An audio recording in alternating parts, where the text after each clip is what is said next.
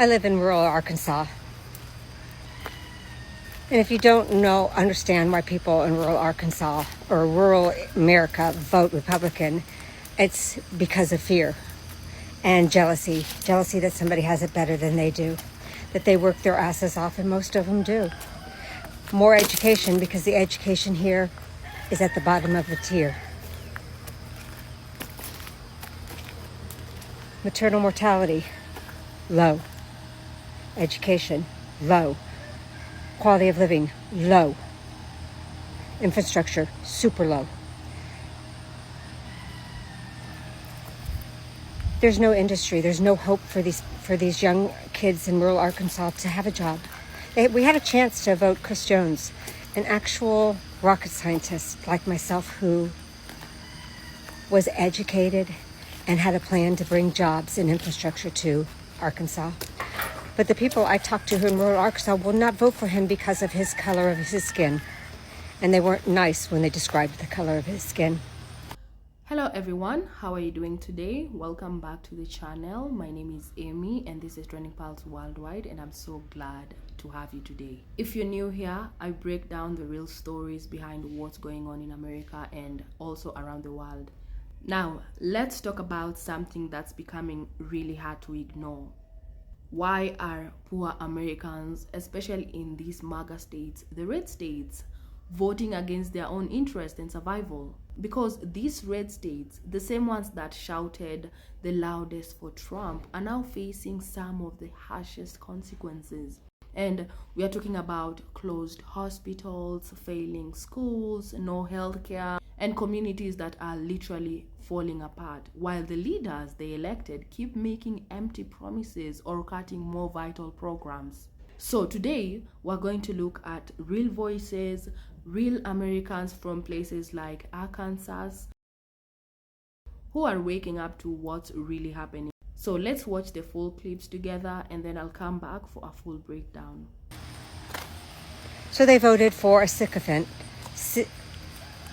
Sarah Huckabee Sanders, who is treating this like her personal money bank. There is no infrastructure here. The roads are shit. You can drive 2 hours. So my closest grocery store, besides Walmart, is 2 hours away. So if I go that 2 hours to go to that grocery store, the roads I have to take are barely have enough room for two people to pass each other. There is no cell phone coverage for over an hour and a half of that ride. And there's no hope to get those roads fixed anytime soon because there's no money. I say that, but lo and behold, what did Sarah do as of July of 2025? She has loaned and bought $55 million worth of Israeli bonds. So she's loaned Israel $55 million with a catch to give them 100 more million by the end of the year. When her people are fucking starving, they have no medical care. Hell, most teenage girls here are living at home pregnant with their moms. And they're living at home with their moms and their boyfriends. Because that's how rural America lives. There's nothing for these kids to look forward to. So why would they ever vote Republican? Because that's what they're told to do. $150 million would go a long way to feed, get medical attention, and up our so that our children here in Arkansas don't die in infancy and the mothers don't die in childbirth. And that is rural America. People in rural areas oftentimes vote against their best interest because things are so rooted in identity politics. That's not necessarily the people in those areas' faults. That's just how the politics works out there. But when the right is claiming that the left leans on identity politics and that's their whole thing, it's once again projection, because what we see on the right is pretty much entirely identity politics, especially in rural areas.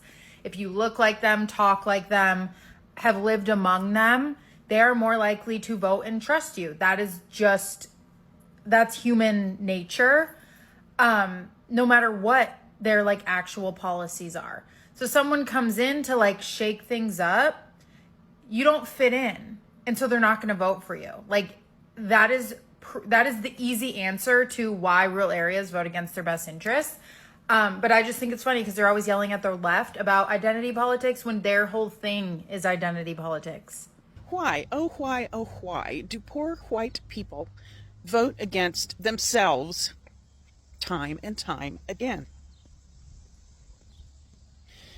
They vote for Trump and the other MAGA politicians only to have every promise broken, prices go up, social supports evaporate. Here's why. First, remember what I talked about recently, the psychological wage of whiteness. That term was coined by W.E. Du Bois to describe poor white folks being paid with social status rather than decent living conditions. They're convinced by the elites that they're better than black folks, better than immigrants, Latinos, LGBTQ folks.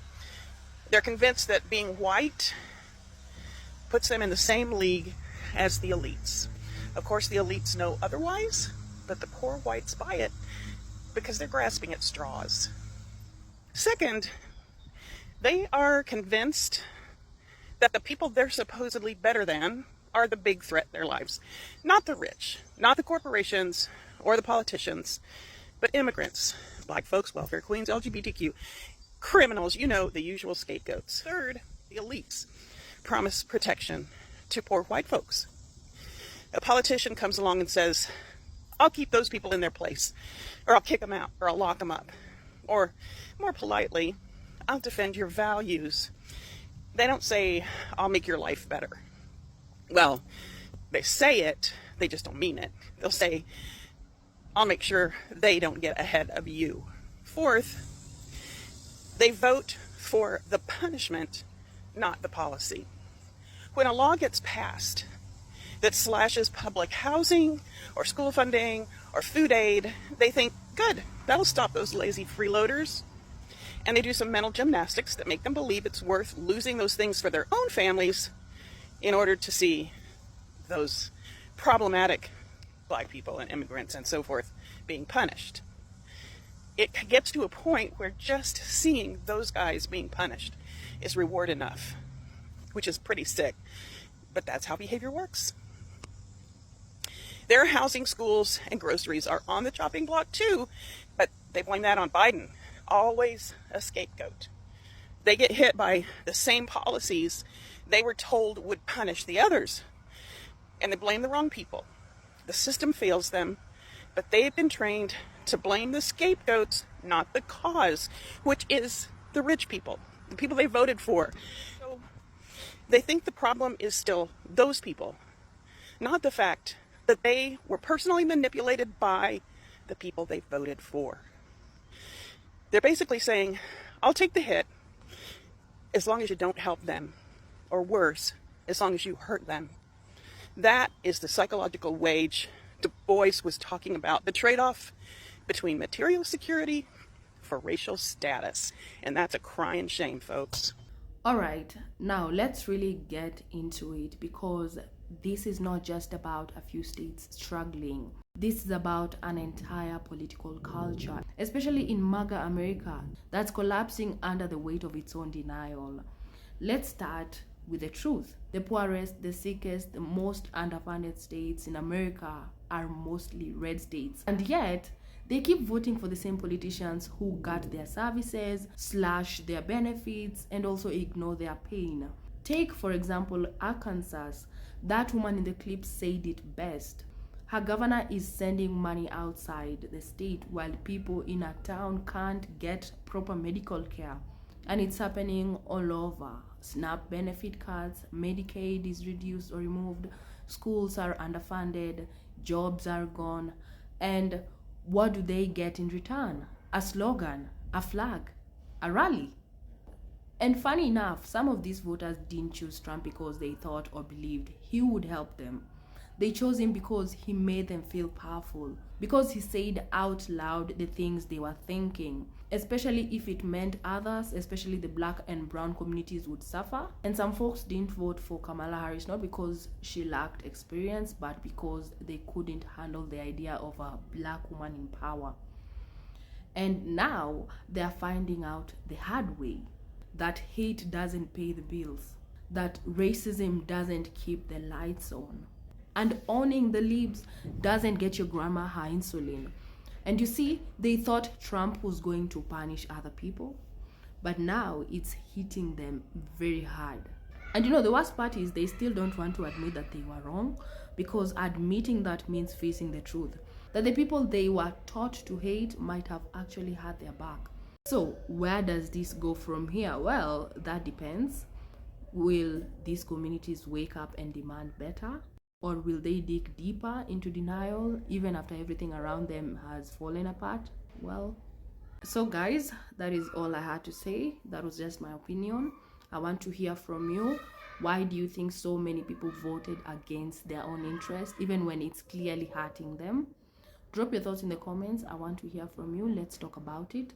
And if this video gave you some perspective, go ahead and like, share, and subscribe for more powerful stories and honest conversations right here on Trending Pulse Worldwide. My name is Amy, and thank you so much for sticking around. I'll see you guys in the next video. Stay blessed.